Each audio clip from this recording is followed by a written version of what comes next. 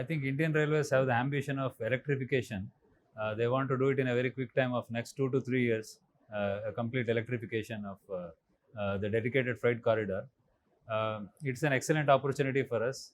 We have high-reach pantographs which we want to implement, but the challenge is both on having a very reliable product, and then of course we have a very well designed product, but then to have it reliable and then to sustain all the environmental conditions or the OHE conditions, and then to have it going in a short span of time for mutual benefit is going to be a challenge.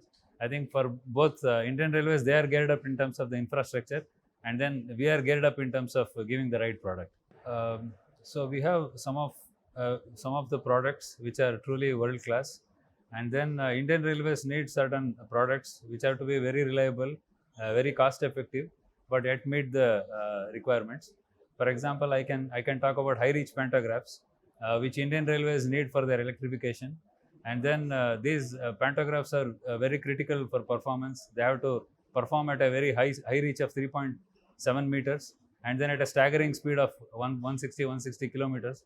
I think this combination to make it work on the line is something very challenging. And Wabtec has got all the right technology and know-how on pantographs. And likewise on couplers, Railways is looking for jerk-free couplers, jerk-free operation. I think we have got from a mix of our competencies that we can have the right product in the offering.